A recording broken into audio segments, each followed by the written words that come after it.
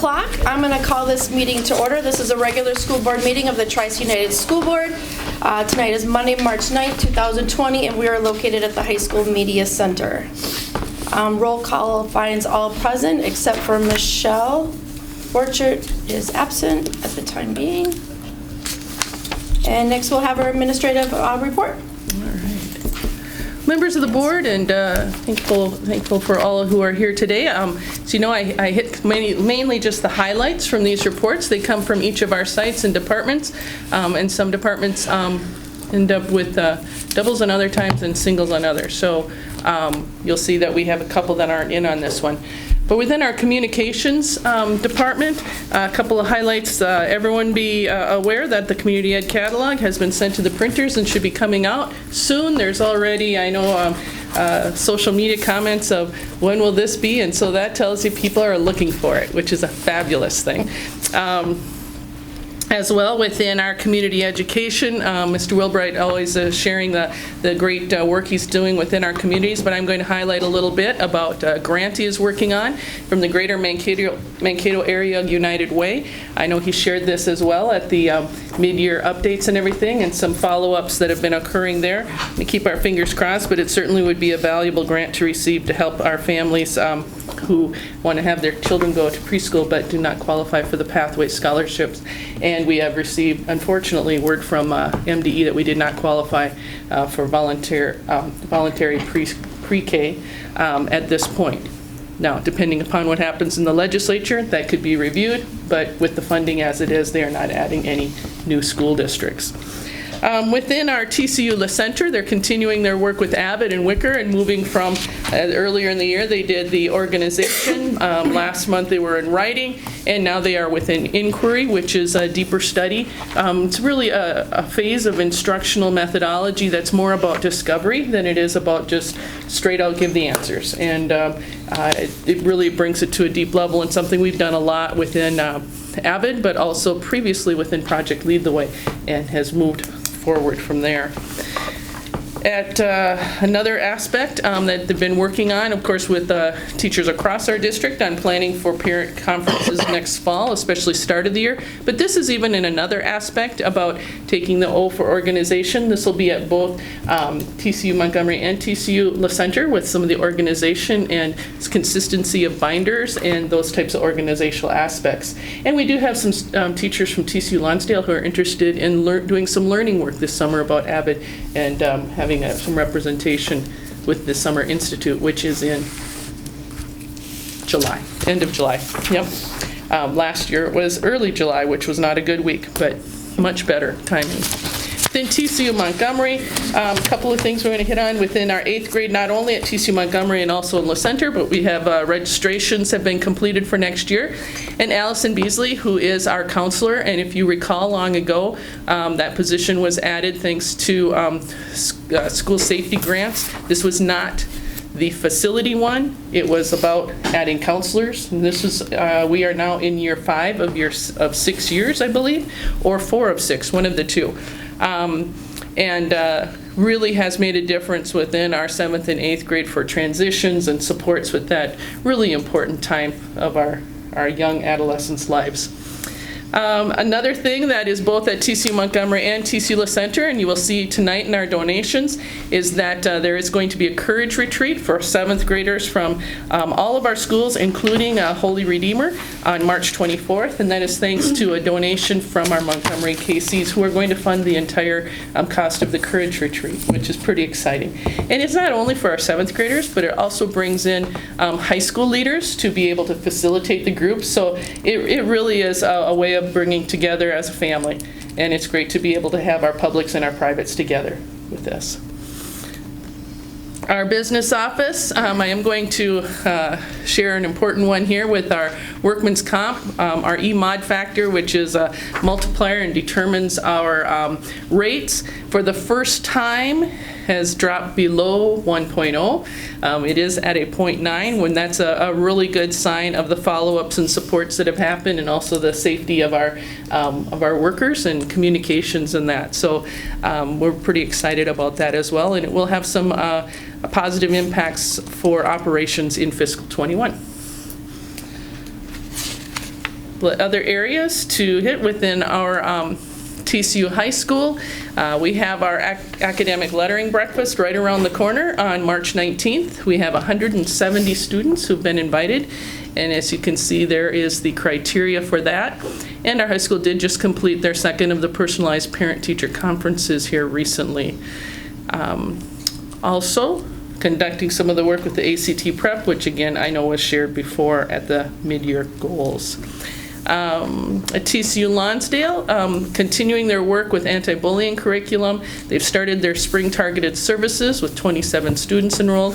But I also want to hit on Pay It Forward Day on May 1st. They're going to be doing some service throughout the communities, and I know that in recent months, Mr. Johnson was asking our elementaries if there's some ways our high school students could get connected in, and I believe they're working out a plan to have high school students partnering up with our elementaries as well, and they're also looking at ways to do this with other sites too.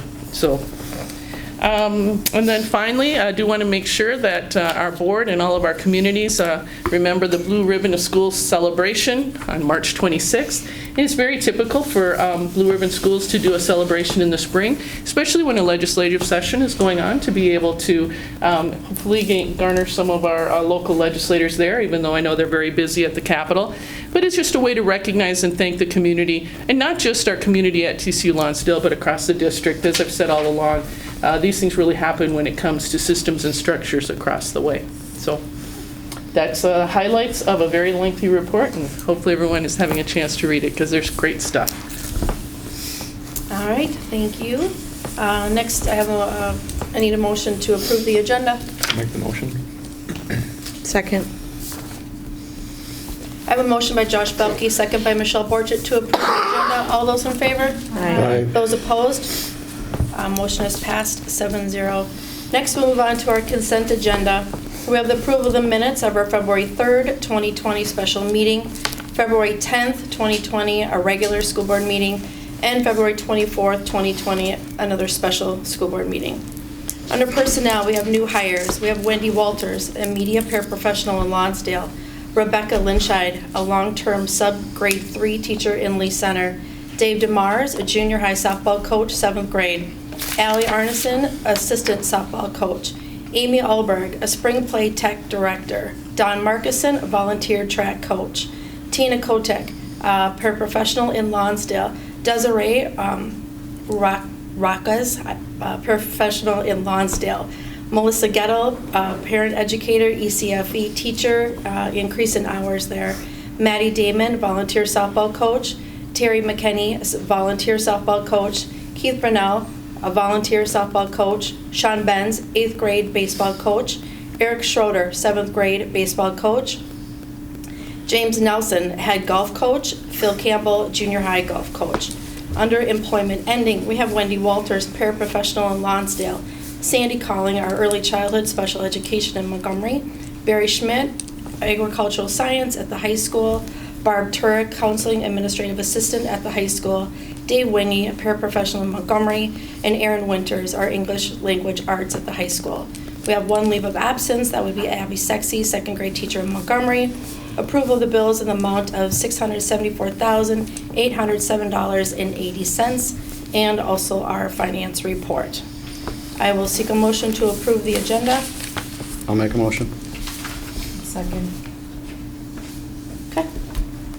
Just a few comments on some of our employment endings. We do have a number of staff who are retiring this year, and what an honor to them, and what gifts they've given to our students. I'll share a few of the a little backgrounds about them, and as well as their years of service, both at TCU and in some cases beyond. Sandy Calling has been early childhood special education teacher at Montgomery for 23 years, and prior to that shared with me that she really started her career as being an educator for young moms who had given birth to children. And that was a program, well before Southwest Metro, but it was like right beginnings at Southwest Metro. And her heart has always been with those littles, and in that way really had an impact with young adults and littles too. Barry Schmidt has been an ag teacher here at TCU or in previous Montgomery Lonsdale for 30 years. He has also reached that retirement time. And there's no question Barry's had an impact not only with our students, but with our communities and the region. And there's the support for Barry not only from adults and businesses in our communities, but from past students is second to none. He's really made a difference. Barb Turek, she has been a counseling administrative assistant for 31 years, TCU and previous Montgomery Lonsdale. Students oftentimes come back to see Barb. They ask about her, they search her out. She knows the ins and outs of everything and is just a key staff member, and as with others, will be truly missed. Dave Wingy has served as a paraprofessional for 10 years, but 42 years in education.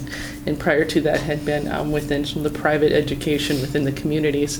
And I'll tell you what, no matter what, Dave is one who has got a smile on his face, and the joke is, so who are you today, Dave?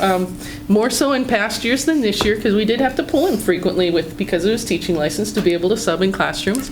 And that has not been the case quite as much this year, but still does occur. And he just takes it in stride. And we can't miss Dave Wingy's voice in announcing for sports. Just great guy. So with that, as we consider our past retirements that have occurred since the first of the year, with Ken Helland at 20 years and total of 40, and Deb Dwyer of 32 years and 34 total. Mary Lou Glendy has 26 years.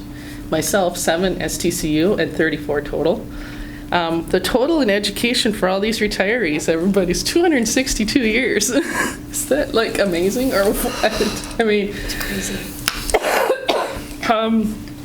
You know, and every single person has made where they've been better, and I speak for all the others, certainly not myself, but just so gracious for what they've dedicated their lives to in this vocation, and all have worked with their heads and their hearts, and we're all the better for it. All right, I have a motion on the table. Kevin Huber, second by Krista Goettl, to approve the consent agenda. All those in favor? Aye. Those opposed? Motion is passed 7-0. Next, we have the open forum, and I believe there have not been any requests to speak tonight. Then we'll move to our informational items. First, we have our early childhood special education and early childhood update. Members of the board, Mrs. Spessert was ill today, not able to be here tonight, and so we're really glad to have Natalie Eckstein here, as well as Nikki, and we are glad to have you both here to be able to present, and it'll only be on the early childhood. So Nikki Greger and Natalie Eckstein, take it away. If you'd like the driver. Sure. Okay. Just scroll down with it. Yep. Okay. Yeah, so I'm Natalie, the early learning coordinator, and I asked Nikki, one of our 5-day teachers, to just come be my friend. So she's here to just be support.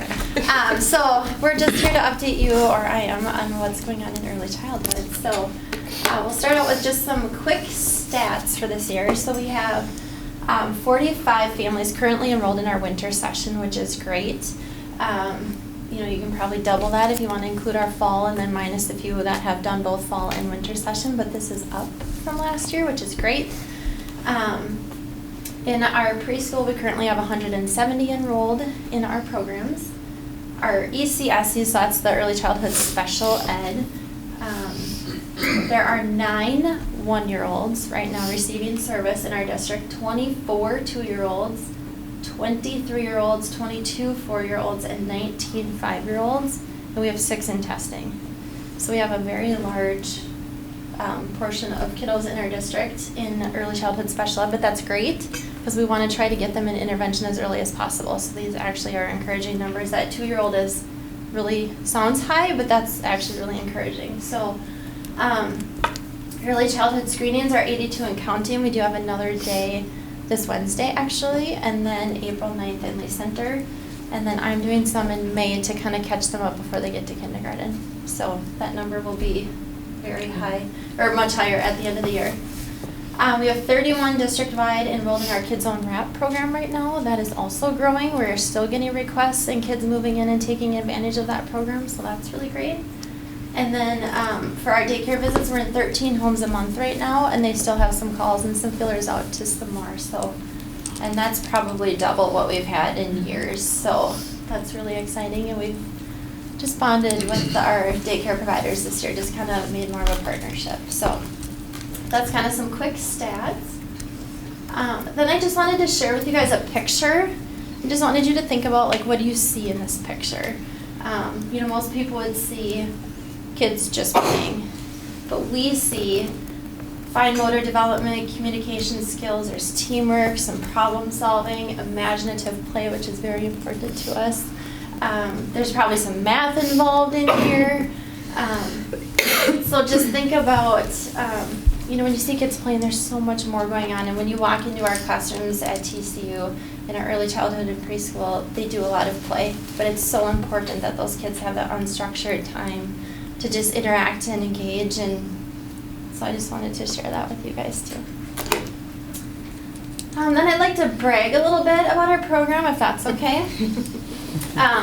So we got a grant last year from Smith that partnered with the district. It was kind of a 50-50 to do some community training. So we invite parents, daycare providers, and teachers to come do a training that our staff, and Nikki is one of them, and Kelly Callis, one of our other TCU educators, have. We all went to a training for Second Step and kind of have, like, you know, educated ourselves and found out about this social emotional learning program. And we feel it is so important in preschool to tackle this issue and just this growing need of helping coach kids through their social and emotional success in preschool. So we decided as a team to do a curriculum. Some of our practices that we do are partnered with conscious discipline, if you've heard of that term. It's really great. It's all about seeking yourself and regulating yourself as an adult before you can help kids regulate. So that's been kind of fun. So through this grant, we have done 3 community trainings, and it's just to educate them on what this looks like in the classroom, and then as a part of the grant, we give them materials to implement at home. So we gave them a bag of goodies last time. We called it a calm down kit, and it was just a bag full of stuff that they all got for free. It's a free training. We feed them dinner, give them a bag of stuff that they can take advantage of when they get home. So they get the training and then they get to implement it right away too. And we give them books and lesson plans, and it's been really well received. It has. And the interesting thing is we have 3 trainings. They're not dependent on each other, but they kind of do build a little bit more.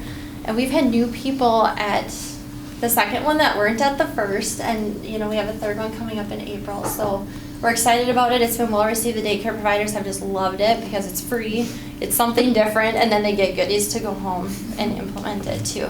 And then our daycare home visitors are taking this information out and helping train daycare providers in their homes also on this. So, our early childhood staff is fully staffed, so we have a full-time or near full-time early childhood educator, a parent educator, and an ECFE para. And we haven't had 3 in a really long time, so that's really great. And I think that's probably helped with some of the attendance too, and just people wanting to come. We have this really great team that's working out awesome. So that's a huge thing. Parent ed is really hard to hire for, and so Jenny Jones has said yes, and she's doing really great. So. And I talked a little bit about our social emotional learning second step, but again, it was just really important to staff and to the team to do this in preschool, and it's all about really just helping them recognize emotions and how to regulate themselves and how to just cooperate and get along together as a team. And so it's been going really well. The staff that use it every day just have found huge results. So it's going really, really well, and we have thoroughly enjoyed it. We have started our 5-day preschool this year. It's going really well. We feel confident that they're going to be ready for kindergarten more than they ever have before. And it's a good kind of step in between. You know, now they've got practice of a 5-day experience to then go to a 5-day full-day kindergarten. Our Kids on Rep program started, and that's going well. Like I said, we're still getting phone calls. I think as the word gets out and people kind of find some trust in the program and what it's all about. So we're working on just educating and getting more people in here. That's going really well. We did a community baby shower, that was really fun. Again, just trying to give away things for free. We had great community partners that gave gifts that these new moms could take home. We did drawings and we gave them desserts. Diane's donated desserts, and we just gave them all kinds of, we just, try to just spoil them really. So that was kind of fun. Again, just highlighting our daycare visits. We're doing more this year than we ever have before. And then we had our first open house for preschool, our Little Titans open house. And it went really well. We had about 85 register that night. So in one night, we had a ton of registrations to kind of look at and see where the popular sections were. So we've never done that before, but it was very successful and a very busy night, so that was fun. So that's bragging. Okay, then we've got some realities, just some maybe challenges in early childhood, but since we are tuition-based and it's based off of how many people come and want to be in our program, that does kind of have a ripple effect on what we can offer for classes. We did have to not run a couple this year because we didn't have enough registered. So then that kind of affects the staffing, if they're full-time, part-time. So it's all kind of this fluid, moving part. So that's just kind of a reality that we have in our program. We do have a higher financial need this year than we've ever had before. And we have the same money coming from Pathway 2, but we have much less coming from Pathway 1 this year. And so that's kind of causing a ripple effect. And then that's part of why we're applying for this grant from United Way. There are some families that just on paper don't qualify, but for other reasons just can't afford preschool. And we still want their kids to be here and have that experience. So just looking for other alternatives that aren't coming from these Pathway scholarships.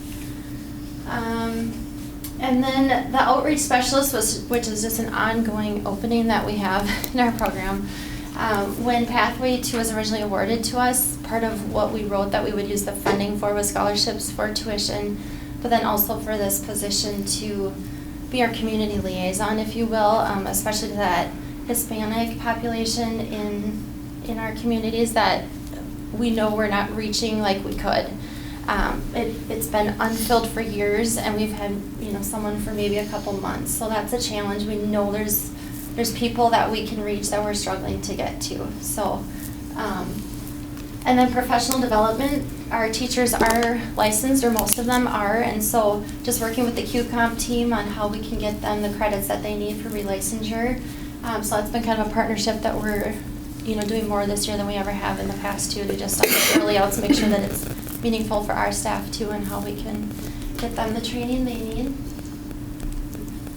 And then just looking ahead, right now we have 111 gen ed students registered for next year for preschool. So we have 170 enrolled now, we have 111 already interested in coming to our program. So that's really great. And we are doing this week and next trying to kind of figure out how they sift out and which sections are going to run and how, what that's going to look like. So that will be our fun project the next couple of weeks.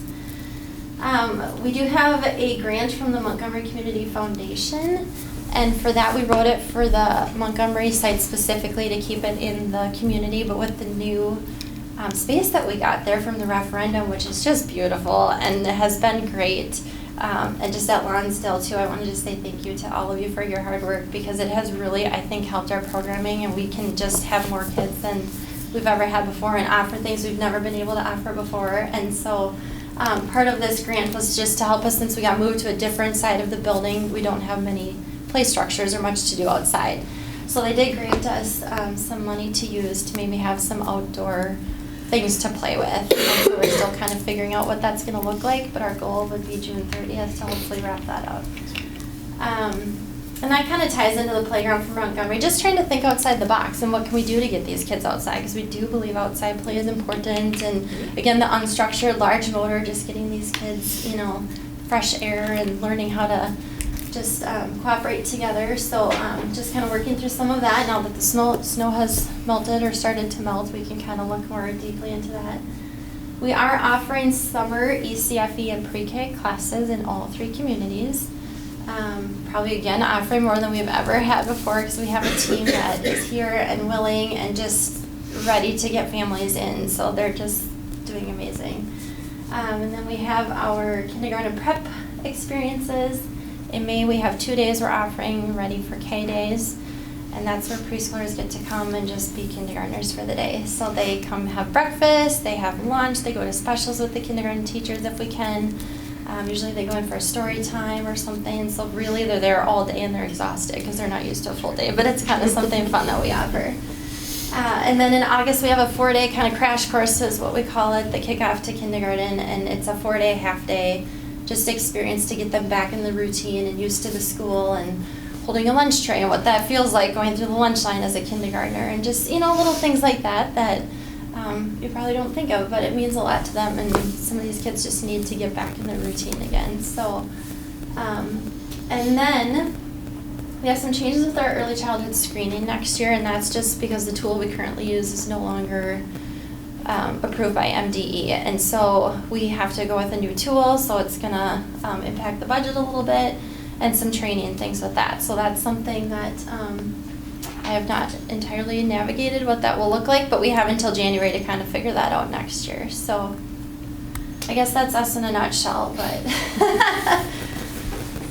yeah. You can keep bragging all you would like. It's fun, it really is. So thank you for letting me come, because this just it's been so much fun, and I just really think we're doing great things. And we always say if we don't get them while we're little, our chances are not as high the older they get. So we're trying to just get them into TCU, and we just have a really great team that's just out there to do that. So, yeah. Questions for Natalie or Nikki? No, I love to see the expansion of it. I think that's great. So, yeah. Well, kudos to the work you've all done, obviously with our teachers and coordinator and paraprofessional boots on the ground. You make it happen each day. Thank you, Mr. Wilbright, for stepping in a little over a year ago and being very clear about, Lane, here's what we're looking for, and you made it happen. That's wonderful. And to you, board, that this expansion in this report wouldn't happen without you taking that leap to support it. So sometimes new things can be difficult, and yet the rewards have certainly outweighed any other aspects. So thank you. Thank you. Great, thank you. Thank you. On that, thank you much. Go wash your hands. I touched this. Okay. All right, Jean, we have the revised FY20 budget. Just as exciting. I was going to hopefully share my screen too, Teri, but now I'm realizing that I don't know the casting from this room as I did the other room. Julie, do you know the TV name? Should be able to grab it. Otherwise, I'll just, is that okay if I swap this? You got the same adapter. Okay. Thank you, tech team.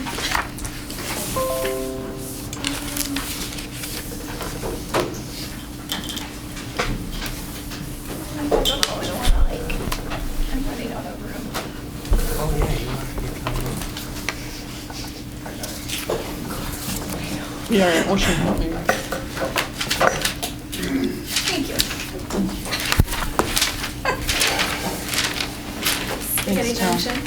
Thank you. It's a great name for it. That part. Okay, great. So, Superintendent Chrysler, members of the board, I'm Jean Cobb, Director of Business Services. So here tonight, informational only. So this is actually just as a, just to rerun ourselves, this is a month earlier than I've come to you all in my previous years here, and I think prior to my tenure as well. And so this is the goal and the cadence that we're hoping to get to of having an informational session prior to board action, which would come at the next meeting. So open to your input or feedback or questions at this point. So this is the fiscal year 20 revised budget. So that's the fiscal year we are currently in the middle of. So it's July 1 to June 30th.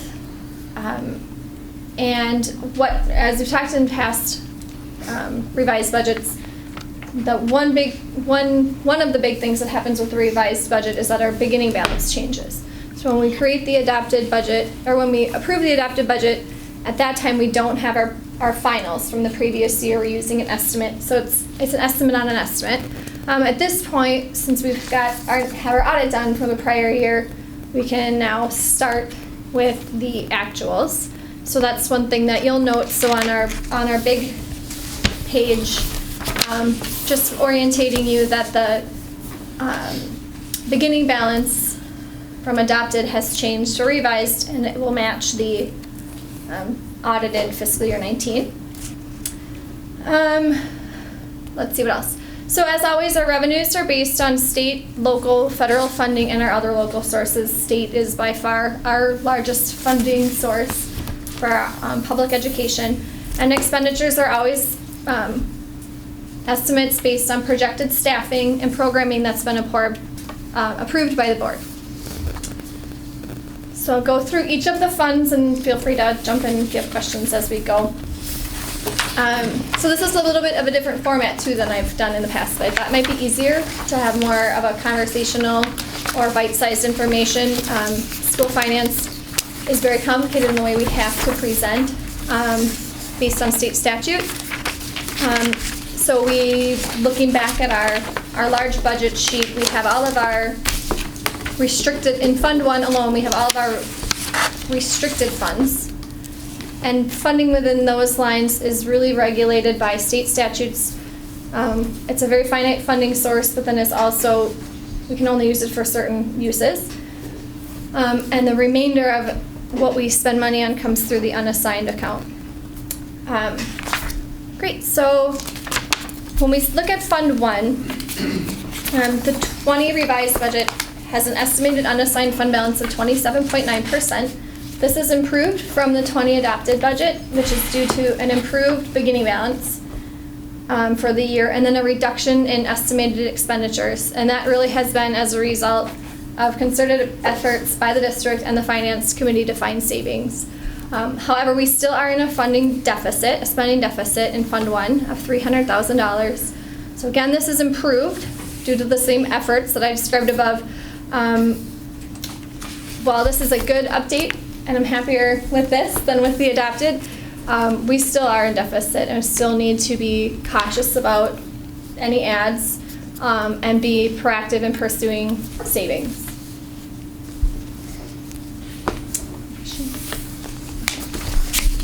I'll hit unassigned because that's kind of our biggest bucket. It's by far our biggest bucket, and then I'll talk to some of the specific changes in restricted and assigned. I won't go into everything. That's more of a, just kind of give you the highlights of what's changed from the budget that you've already adopted. Key to any Fund 1 budget is enrollment. This budget doesn't have any changes to enrollment from what was adopted, so I'm still estimating 1848 ADM and 2016 APU. Again, I've incorporated the savings from district and finance committee decisions, and I have also included some expenditure increases in areas that I see as I go through the year. Our trending is outpacing what I would have budgeted at the time I made the budget in May of last year. So the key ones that I'm seeing are transportation, in-care and treatment, and this is where gen ed students are placed at medical direction for care and treatment, and the district is charged for their educational cost while they're in care. So it's out of the district's control, and it's a very critical time for these students, yet they can be and are increasing drastically in need and cost. So it's one of those that is very hard to estimate, and also, you know, a critical time for those individuals. And utility expenses, which would be. So those are kind of the things that I'm seeing as differences in what you're seeing in unassigned, excuse me, than what I had brought to the board in June. Any questions? So again, I'm not going to hit on every restricted or line in Fund 1, but just wanting to say that student activities is new. It's your first line on here. You took action last May or June to bring student activities under board control. That was mandated by the state and by changes to accounting practices. And so now that'll be reported here where previously it was not under board control, so it wasn't something that I brought to you all before. let's see, and then in the assigned fund balance, this was a great suggestion by our finance committee to record the revenue and expenditures for the school safety grant on this line. So that's where you'll see an in and out of revenues and expenditures. I do anticipate these will cross over fiscal year 20 and fiscal year 21. So to remind you, I think we got this money last June. And it was at the TCU Center and TCU Montgomery sites only. And it's money to be spent for increasing school safety. And this will really help because it is a large amount of money and it's one time. And we will be matching our revenues and our expenditures on this. So it's nice to keep it in that assigned line and not have it be a conversation about, make the unassigned fund discussions cleaner for us in the future. So it's a great suggestion by the Finance Committee, but those are two key changes in those other lines from the adopted budget. Other than that, it's really me doing work to match updated revenue estimates from the state to expenditures on those other lines. Does that make sense? Okay, any questions? That's what I have on Fund 1. So, like I said, in summary, it is improved over the adopted, again, with efforts taken, and then again, we are still though in deficit spending, so we do need to be thoughtful. Fund 2, this is our food service fund, and food service is designed to be self-sustaining. It's built in, I've always built this in partnership with our reps from Taher, who is our food prep company that we work with. They're really into like the daily meal counts and which type of students eating and that sort of thing. So I really do rely on their expertise. At the beginning, we have kind of a good trifecta happening in Fund 2. The beginning balance is better. Our revenues I'm estimating our revenues to be slightly up and our expenditures to be slightly down. So that's happy days. Fund 4 is community ed. So as Natalie and Nikki presented, and you all know already, this is our first year of Little Titans expand and RAP programming expansion, and we knew when we presented it to the board last February that this was going to be a hardest year financially for this programming. It's sort of we're building. And it's so wonderful to hear we still have people coming in and learning about it and taking opportunities, and I do think it's we have to build it before it's going to happen. So we did that, and it's really great. We are, though, projecting a spending deficit of $116,000. That's very similar to what had been projected at the 20 adopted budget. It's obviously not sustainable. We have to be very thoughtful in how we choose programming in coming years and be creative in how we can meet parent needs, meet our staff needs, but also not be over programming or over spending. We do have a good fund balance, but that doesn't last forever. So Damon. Construction, Fund 6. So this one you'll see the ending is -2, which really should just be 0, but we're going to call that okay. So really the point of Fund 6, can you believe it? The point of Fund 6 is to be is that obviously this is all for construction spending. So everything that we get in for construction, we will have to spend on construction-related expenditures. There is a variation from the adopted, and that really is the result of how much money got spent last year, 19, and having a change in that. Those summer months are really tough to know what's going to get done in June versus done in July and August, and that affects our fiscal year. And again, it's not one where I spend a ton of money worrying about which fiscal year we're spending in. It's really in the entirety of the project that has now spanned 3 fiscal years from 18, 19, and 20. And we do have estimated revenues that are from our bond proceeds management, so that's something that we had shared, I think, a while ago with the board, that we had invested the funds from the bond that we can invest them until they are used. And that's a means to increase essentially increase our construction's allowable amount to spend, so it's great. Fund 7, that's our debt service fund. So this is just our principal and interest payments. There's really minimal changes on revenue and expenditure. The fluctuations can occur in timing of collection, so if we don't collect all of the levy dollars that we had assumed, it always catches up. That kind of happens on a 3-year cycle. And then just as a reminder, this one is always going to grow every year until 2027. We have a bond that we have $11 million that will be paid in one period. So every year we put money aside to pay that off. So that is not just a pot there for us. This will be I'm already nervous if I'm still here for that day to make an $11 million payment, but the bank will help me through. That's what. Okay, so that's all I have for you on again, more the high level and what I have as changes from our adopted budget. So I'll take any questions that y'all have, or if the finance committee members wanted to add anything, or anything else.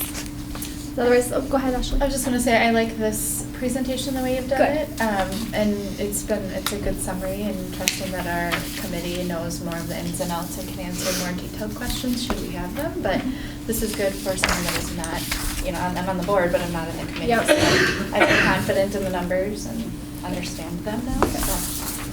Good, thank you. I think, it's coming from the outside, the way that we have to account for things in school finance is very challenging. It doesn't really lend itself to having clear communications, which is very unfortunate, especially considering we're publicly funded. So we just keep trying to refine and make it easier for folks to understand. So thank you for that feedback. Well, I think too, you think of a budget as one big pot of money and you can spend from here and there and everywhere, but really there are regulations around that. And that was one of the things coming out of the board learning, that you might be okay in this area, but you can't share over here. So you have to really budget kind of in silos and make it all come down to one good number. Right, it does, yeah. Well said. So again, this is informational, come back to the board for action in April. Okay, then we'll continue working on 21. Thanks, Jean. Just a couple of comments as well. As Jean highlighted within the unassigned Fund 1, we did tighten up and that deficit spend from a $540,000 down to a $300,000. So that's significant, and those were, as she indicated as well, those were by conscious decisions of where can, in cases where someone, a position may be left, and do we fill that as is, or do we restructure it, or do we not fill it at all? So those were some of them. It does also lend ourselves to knowing, even though this is not a budget year with the legislature, it is typically a policy year. The number of bills that have been brought forward to the legislature at this point are higher than they have ever been, which is surprising. I think it is important for everyone to be engaged with what's happening at the legislature this year. There are a number of bills coming that are being introduced that are unfunded mandates once again.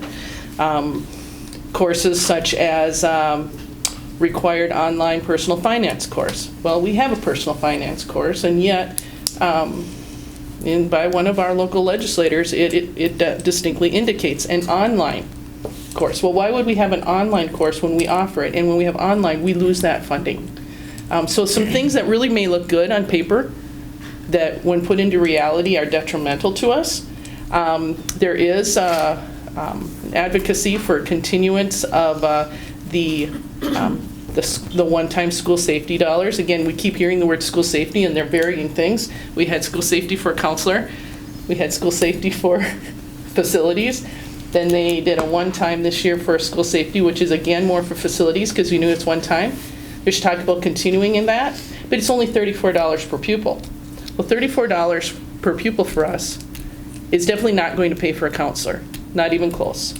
And so, once again, there's advocacy for an amount of money, and yet it's not enough that can stand on its own. So once again, it would be an unfunded mandate. I'm not going to say, oh, please don't give us dollars, but we need to have what's going to be adequate in order to really do the important work that needs to happen. And when you even hear the increase of care and treatment needs for students beyond those who qualify for special education.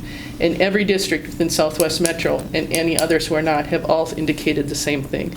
The level of mental health concerns, even though we all have mental health concerns is growing astronomically. And finally then, the advocacy for a 1% increase. So for us, a 1% is what, $100,000 about? It would probably be about $125,000. Okay, which would sound great. But when you're already in a deficit spend of 307, 125 doesn't quite get us there. Again, positive stuff, but we need to become engaged. We need to be letting the legislature know what we really need. And also be realistic, because we know anytime dollars come from the state, which we're heavily reliant on, it's still taxpayers. So we can't pretend like there's this money pot somewhere that we just are gonna go and say, give us that, and it won't affect people. It does affect people. So I guess my main message is, as much as we need funding, I think it's more important we advocate to stop the unfunded mandates and allow local control for decisions. So I'll keep sharing with you things I know and urgent action times for us to be making contacts. Thank you.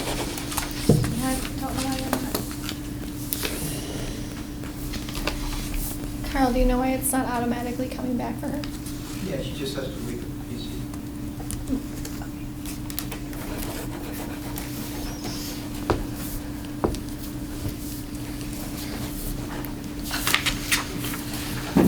I'm a wiggling here.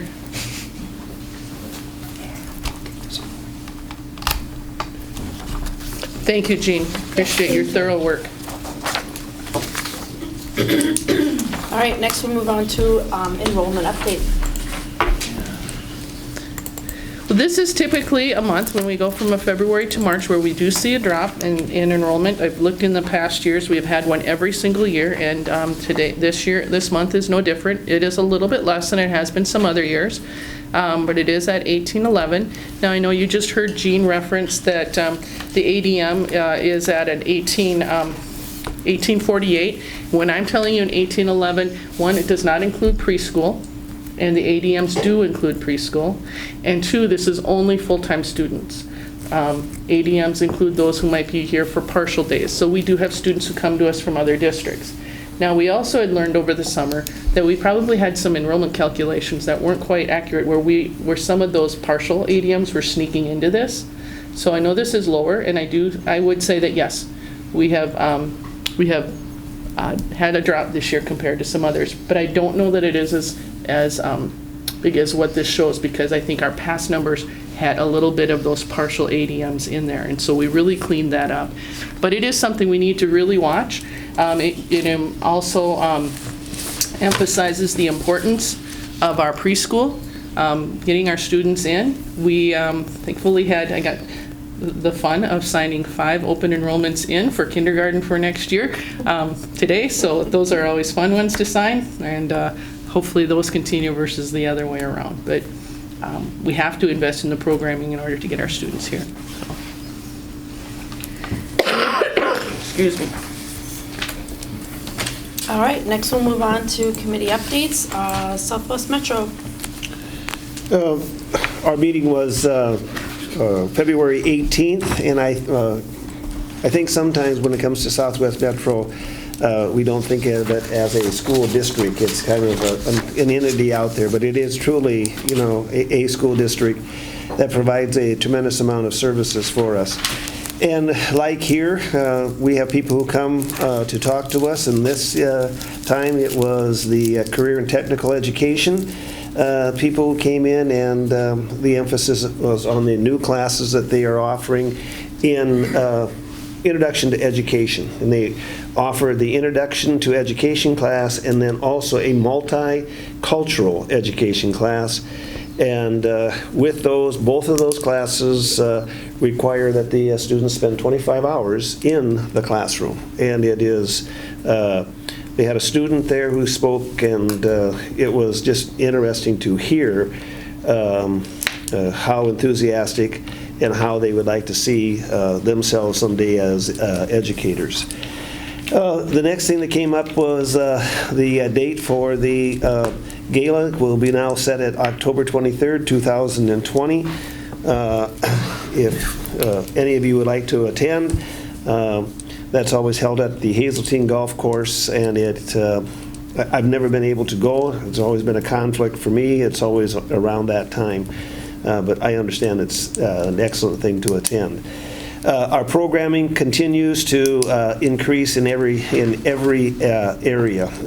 It's just amazing how people are being used and ask for more and more type of a thing as well in those areas there.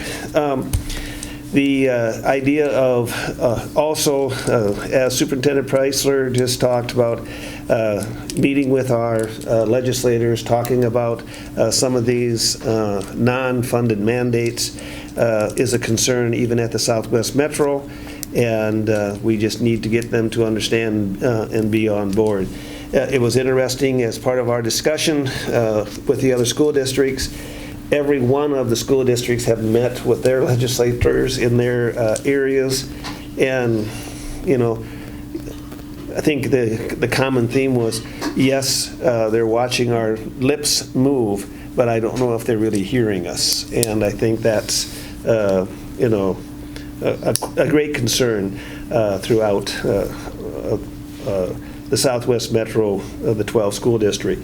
Another comment was made again about the adding of the Waseca systems of those schools and how well that is going. And I think we can thank Superintendent Preisler for being that. Also, and I thought it might, unless I mislooked, the school district of Bloomington, Bloomington will be added as an associate member. I thought we would have to vote on that as a board, but as of yet, I don't see it on our agenda being brought forward. Yeah, that's a good point. And we just had a meeting a week early last week, and that was not brought forward for us to be bringing forward as a resolution. Right. So since they would be an associate versus a regular member, I'm wondering if some of those bylaws are adjusting. It could be. Other than that, Southwest Metro continues to move forward. Thank you. Thank you, Dale. Appreciate you serving on that committee. QComp met, had a lot of positive feedback from the January early release, a lot of good reflection on the presentation from Danielle Tice. Mm-hmm. They really appreciated all of it, and that it was some pretty heavy information to kind of digest, but they were all really encouraged, I think, by what they learned and things they can do. Mid-year, some different coach training and some different positions that are going to be opening up within the QComp and coach leadership teams, those sort of things. Most of that's for the teachers, and they should all be aware of what's happening there.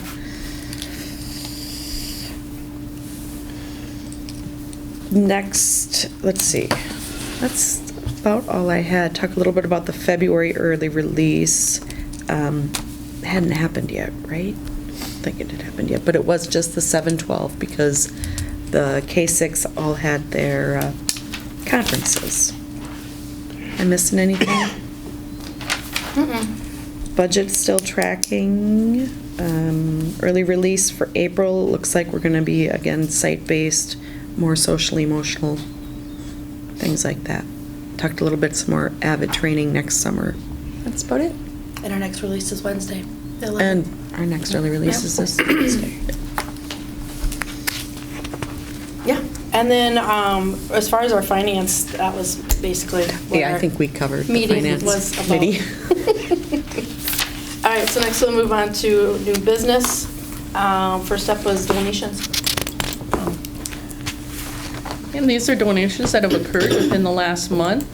Continue to be so gratefully thankful to our local communities for reaching out and providing some supports for our students. And so this month, the Sheriff's Youth Project has donated $1,500 for not only BPA Nationals, but products for the school store.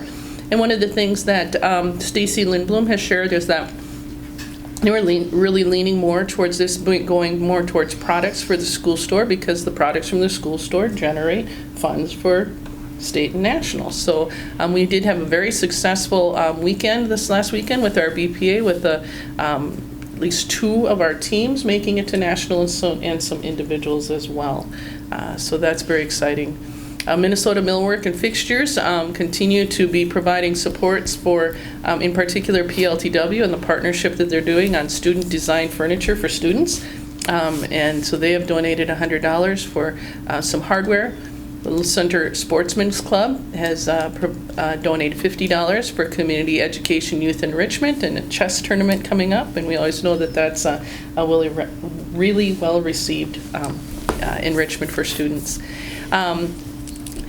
There was a donation from Jenna Schneider, who is with Strastazes. I have to admit, every time that Jeff Ballman was telling me about this, I thought he was saying Stasny's, and so when I saw this, I went, well, I thought, interesting, Stasny's would be donating a 3D printer. Didn't make sense, and now as I see this, it's not Stasny's, it's Strastazes, which is a national corporation with their closest offices, I believe, being in Eden Prairie. But they did actually donate a 3D printer and the tank and materials to be used within our PLTW, and this will be at the Sutter site. Montgomery Knights of Columbus, as I said earlier this evening, I should say, has donated $3,070 for us to be able to facilitate the Youth Frontiers Courage Retreat for 7th graders. And as I said, that'll happen on the 24th. And then they also did a donation of $500 to our National Honor Society. And it's not too often that you have an organization call and say, hey, you know, we'd like to do something for youth. You tell us what you think they need and we'll make it happen. And yet, not only happens here, but it happens really throughout our communities, as you're seeing in all of our donations each month. I'm so glad that decided to do this process, because it gives a chance to publicly thank and show appreciation. And so with that, I would recommend that we approve this resolution with generous appreciation. Take a motion. I'll make a motion. It is a resolution. Oh, so sorry. Nope, that's all right. I didn't know if I had to read it before you did that or not, but be it resolved that the School Board of Independent School District number 2905 accept with appreciation the following gifts and donations and permit their use as designated by the donors. Yeah, we can do either way. Totally fine.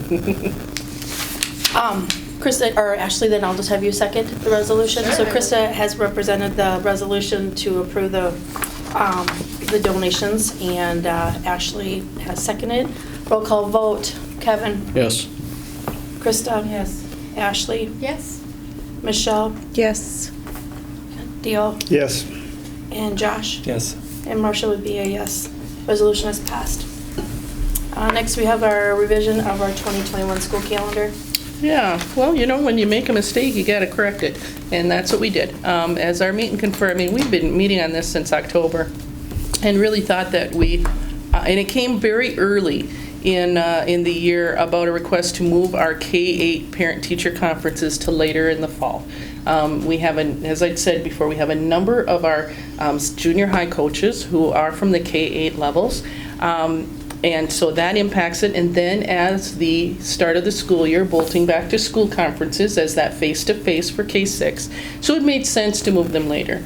Unfortunately, as we were taking a look at when activities occur, we thought we had that late Labor Day in our heads, and for some reason we missed it. And so the dates that we had chosen for our K-8 conferences were the first Tuesday of football sections and the second in that following Thursday, second round of volleyball sections. And so if you don't want families to come, you set it on nights when there's pretty major activities. Well, that's not our purpose, and I'm so thankful that as this was shared out in my superintendent update, by 7 o'clock the next morning, got an email, and I searched and searched to see where we had maybe found them before. I couldn't find it.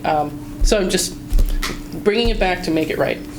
So with that, it does move our K-8 conferences to November 5th. I'll make this a little larger. This should not have an impact and influence on other activities. It is in between our junior high sports ends at Minnesota Education Conference, so we wouldn't even be having practices. And then the second night would be Tuesday the 10th, and girls basketball practice will have started this week, but it certainly is not like there's a game. We do always run one of our K-6 conferences on the early release, so that meant that we needed to move our early release for November from the Wednesday to a Tuesday, because we do not want to do conferences on a faith night. And then that also meant that we needed to move our October early release, which had been October 27th, very late and very close to this. And so in checking with Mr. Johnson, he did not see a problem with activities-wise for us to do the professional development early release on the 14th, right before Education Minnesota or conference. Plus, it's a professional development piece, and sometimes we do have families that use that as a fall getaway, so maybe that will help on some attendance, even though we really have not seen any kind of data to support that when we have an early release, our attendance is worse or better. Brenda checked that out for December 23rd for every year, and there really is no differential. But our changes to this would be conferences now for K-8 on the 5th and the 10th, early release change, and here, early release change from here to October 14th. Otherwise, everything else remains the same within the calendar. All right, I'll seek a motion. I'll make a motion to approve the 2021 school calendar with revisions. I'll second.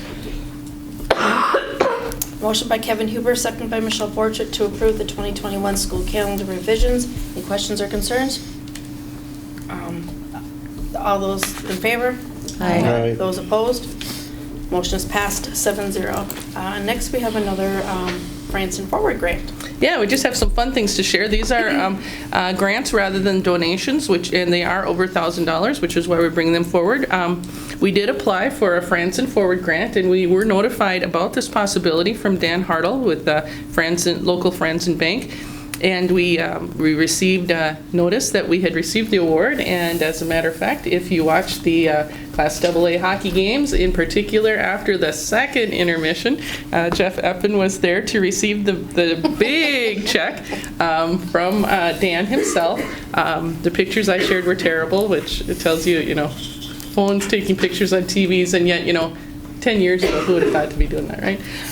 But anyway, the grant was written to be able to expand some equipment within our ag shop, and also some of the partnerships that can happen for our student experiences in industry standard equipment, and also some of the aspects that could be used within some community ed classes for ag and wood shop and those types of things. So there were only 6 chosen in the entire state, and we were one of the 6. Of those 6, only 2 received a $5,000. The rest all received $2,500. So pretty exciting and fun to see Jeff up there with his Branson Forward hockey jersey on. Did you get to keep it? I did. I knew I should have went. My first hockey jersey. All right, I will seek a motion. So move. Second. Who did it? Michelle. Motion by Dale Buss, second by Michelle Borchert to accept the Branson Forward grant in the amount of $2,500. Any questions or concerns? All those in favor? Aye. Those opposed? Motion is passed 7-0, and we have another Future Ready CTE grant. Yeah, this was exciting. This was a new grant. It was funded by the legislature, and the funds were allocated to South Central Service Co-op, and then they decided to partner with Southeast Service Co-op. The total is $3 million, and so each co-op has 1.5 to distribute. And we needed to write an RFP for how we would use the grant, and the purpose of the grant really is to expand career tech ed and pathways work. And we had been finding, as we've shared in the past, about the expanded interest within our Health Science Academy, which we have been doing with High Step. through South Central and in partnership like with Waseca, St. Peter, LeSueur Henderson's a part of it. And because it's through that consortium and some of the costs that come with that, of course, because we don't have the staff member, we don't have the curriculum, there is concurrent enrollment, we've been paying a certain amount per student. Well, that limits then number of students. And so as we've been landing, around that number of 8, we've known that we have really had interest at least double that. And so there's a large amount of equipment that needed to go with starting up something here on site versus sending students somewhere else. So we worked with the Minnesota Department of Health as to what the equipment would be recommended that we should have. So that equipment cost is included in here, as well as some curriculum development and some initial staffings aspect. And so we wrote the grant for $75,800, and we did receive all of it. Now comes the really fun, hard work, though, about making it happen. Ordering the equipment. We are seeing our registration numbers to land where we anticipated, especially for year 1 of the pathway courses, around that like 18, even in above 20. We would not have enough to warrant a full-time position here. Because it's not a full day of classes. There are some experiences that we thought we had set with a local entity. Right now that's kind of in flux, so we're working through some of those aspects as well. So there's a lot of things, of details to happen, but it's great. That's the kind of fun work to do. It's kind of like with the bond. You do the work to pass the bond, and then when it does is the hard, fun work of making it happen, and that's where we're at. We are in talks with possible another school district and maybe partnering for a position. We're hopeful that that can come through. So this will get us started. There is not a sustainability though. We do need to know that it's a one-time grant. It needs to be used by June 30th of 2021. But from there, as the numbers warrant and everything, to try to be able to offer it internally rather than students somewhere else will be the key. So, yeah. It's very exciting. It is exciting. Very exciting. Yeah. So this will be in effect for 2021? Yes. All right, seek a motion. Make a motion. Second. Motion by Asher Recevo, second by Krista Goettl, to accept a Future Ready CTE grant in the amount of $75,800. All those in favor? Aye. Those opposed? Motion is passed 7-0. Next, we are going to approve our dates for our special school board meetings. Yes, there are a number of special meetings coming up, and so rather than just approving the next one right before the meeting, did think that it would be cleaner to approve all of the special meetings that are connected with the superintendent search.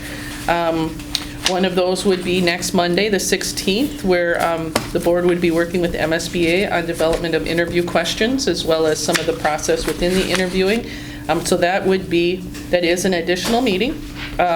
It'd be a single item just for the interview questions and the process, and it is a 6 o'clock. This was scheduled in the timeline that the board approved a while back. Then we have our regular work session on the 23rd. That should be the 30th. Which is not a special meeting. So we do not have that on here. But March 30th, it says 20th, you'll want the motion to be the 30th. That is determining the finalists, because the posting closes on the 22nd. And between that week, like that week of the 23rd, is when board members are to sign up to come into the district office by yourselves to review applications without names in the folders. And so we will have those there. I believe Brenda was sending a sign-up document out if that has not occurred. So please, once that comes, please fill it in. If you are coming during after hours of the district office, I'll need to know so that I can be able to work with you on, because you have fobs, but I want to make sure you have keys to get into that office area. And we'd have to limit, the rest of the way. And you can only be there one at a time. So I don't believe you want to plan just an hour for this. You want to give yourself some time to thoroughly read through everything, okay? So during that week, right before the 30th, then on the 30th, you'd be determining finalists. Again, would be with MSBA. It will be a single item special meeting. Then April 1st and 2nd would be the first round of interviews. The plan at that point was to interview for 2 nights, having approximately 6 candidates. You had, in the timeline, determined that on April 2nd, you would start at 2 o'clock, and on April 3rd, you would start at 1 o'clock. Being mindful that the spring play is April 4th and 5th, knowing then that the Performing Arts Center is set up for the play and they need to be having rehearsals, there had been some brief discussion about maybe doing these interviews in the Performing Arts Center, but that would negatively impact our students with the spring play. So we are taking a look at either this location or the band room to be able to have enough space for audience members and easy to hear. And I know we need to be checking, Brenda was going to be checking with Mr. Fitter on when band rehearsal is, if by chance we can access that area, because that could make a lot of sense, and it worked well with the previous interviews. And then April 7th is another special meeting that starts at 3 o'clock, and that is the final or second round of interviews, and at that point the anticipated plan was to have either 2 to 3 finalists. Again, with that kind of date, the play would be done, could go into the Performing Arts Center. I think that would be one that can be determined with MSBA as we get closer. So the dates in that within this recommended motion are all correct except for March 20, should say March 30th. Right.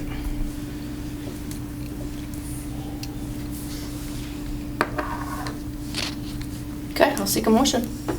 Make a motion. Second. Motion by Krista Goettl, second by Michelle Borchert to approve holding a special board meeting for items related to the superintendent search on the following dates and times: March 16th at 6 p.m., March 30th at 6 p.m., April 2nd at 2 p.m., April 3rd at 1 p.m., and April 7th at 3 p.m. All those in favor? Aye. Those opposed? Motion is passed 7-0. I'll seek a motion to adjourn the meeting. I'll make a motion. Second. Motion by Kevin Huber, second by Michelle Borchert to adjourn the meeting at 7:12 p.m. All those in favor? Aye. Those opposed? Motion is passed 7-0. Meeting is adjourned.